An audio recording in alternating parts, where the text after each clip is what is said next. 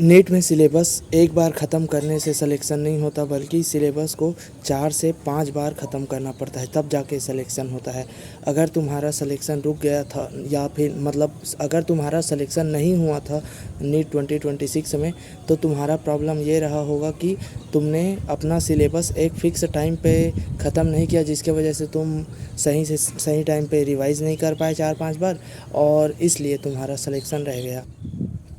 Hello everyone, myself Piyush Kashyap. I am a re NEET survivor, और ये मेरा drop year था और मैंने इस साल नीट क्लियर कर लिया है। और इस वीडियो में मैं मेनली 3 टाइप्स के स्टूडेंट की बात करूँगा। तो पहला कैटेगरी है फ्रेशर, दूसरा कैटेगरी है ड्रॉपर, लेकिन जिन्होंने सिलेबस कभी अच्छे से नहीं पढ़ा, इस कैटेगरी में मैं बिलाई करता था। और तीसरा कैटेगरी है जो ड्रॉपर है और उनका सिलेक्शन थोड़े से मार्क्स की वजह से, मतलब इस साल उनके मार्क्स 400 प्लस है। सबसे पहले बात करते हैं फ्रेशर की। तो तुम्हें अपना सिलेबस आराम से अक्टूबर-नवंबर तक बैच के साथ ख़त्म कर लेना है। यूजुअली बैच का सिलेबस अक्टूबर-नवंबर तक ख़त्म होता है। अगर 11th वीक है तब भी कोई बात नहीं है, पहले 12th पे पूरा फोकस करो 100%। देन उसके बाद अगर 11th 12th के साथ साथ कवर हो तो करो, अगर नहीं हो पा रहा तो भी कोई बात नहीं। अक्टूबर नवंबर तक 12th को अच्छे से ख़त्म करके फिर 11th पे फोकस करना, और जनवरी तक अपना 11th कर लेना। देन उसके बाद रिवीजन और मॉक टेस्ट अगेन से। फ्रेशर हो तो इस चीज़ का बेनिफिट होता है, बोर्ड से भी आते हैं फ्रेशर के, लेकिन इस चीज़ का भी बेनिफिट होता है। ड्रॉपर को इतना ज़्यादा टाइम नहीं मिल पाता रिवीजन के लिए, सो अपने टाइम का बेस्ट यूटिलाइज़ करना। बात करते हैं दूसरा कैटेगरी की। दूसरा कैटेगरी में वो आते हैं जो ड्रॉपर होते हैं, लेकिन उन्होंने पहले कभी सिलेबस बहुत अच्छे से नहीं पढ़ा है। इसी कैटेगरी में मैं भी लाई करता था। और सो तुम्हें अपना सिलेबस बैच के साथ साथ ही ख़त्म करना है, लेकिन तुम्हारा तरीका कुछ दूसरा होगा। तुम्हें साथ ही साथ रिवाइज़ भी करते रहना है।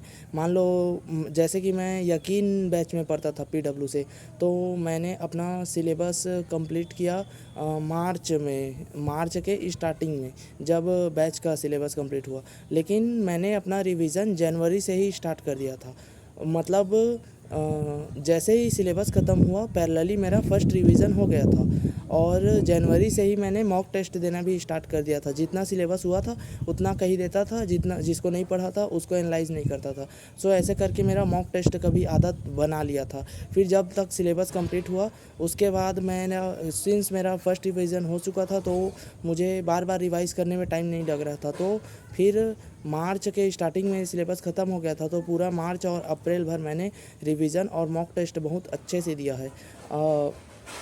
ये 2 महीना बहुत होता है अगर आपने पहले भी रिवाइज़ किया है। तो मैंने अपना सिलेबस 5 से 6 बार पूरा रिवाइज़ किया था। अब बात करते हैं तीसरा कैटेगरी की। तीसरा कैटेगरी में वो लोग आते हैं जिनका स्कोर री नीट में 400 प्लस था। तुम्हें सिलेबस बहुत अच्छे से आता है। तुम्हारा जो वीक पॉइंट है वो है क्वेश्चन प्रैक्टिस। सो तुम्हें अपना क्वेश्चन प्रैक्टिस बहुत अच्छे से करना है। मैं कहता हूँ कि अगर तुम्हारा कुछ चैप्टर्स तो इस बीच में वीक हो गया होगा, तो तुम 2-3 महीने लो और अपने वीक चैप्टर्स को बहुत ज़्यादा क्वेश्चन प्रैक्टिस करो, उसका बहुत बार रिवाइज़ करो।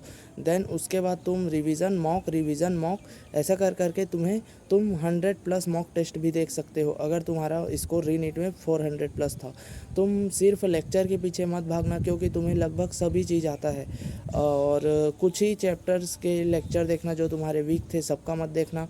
एंड देन तुम्हें 100 प्लस मॉक टेस्ट देना है। और अगर तुम चाहो तो तुम्हारा स्कोर नीट 2027 में स्कोर नहीं, मतलब रैंक अंडर 1000 भी आ सकता है, क्योंकि स्कोर तो पेपर की डिफ़िकल्टी पर मैटर करता है।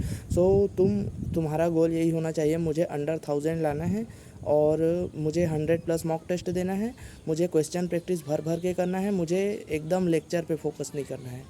तुम्हें खुद सिलेक्शन के लिए खुद के साथ ऑनेस्ट रहना पड़ेगा। खुद के साथ ऑनेस्ट रहोगे तो सिलेक्शन हो जाएगा। 1 साल तक तुम्हें हर एक फेस्टिवल त्यागना होगा, हर एक चीज़ छोड़ना होगा जो तुम्हें पसंद है। वो सिर्फ तुम्हें पढ़ाई करना होगा, मूवी वगैरह कुछ नहीं देखना होगा। तुम्हारे माइंड में केवल फिजिक्स, केमिस्ट्री, बायोलॉजी चलते रहे और ब्रेक के टाइम पे भी तुम्हें कुछ शॉर्ट कंटेंट कंज्यूम नहीं करना है। अगर बहुत मन पड़ा तो एक आध ऐसा वीडियो देख सकते हो 10-15 मिनट का। और ऐसे ब्रेक को भी अपना लिमिट में रखना। और तुम्हें जान लगाकर इस साल पढ़ना है। 1 साल पढ़ोगे जान लगाकर तो बहुत कुछ बदल जाता है। मैंने बदला है, तुम भी बदल सकते हो। और अगर वीडियो अच्छा लगा हो तो सब्सक्राइब कर लेना और सपोर्ट करना गाइस।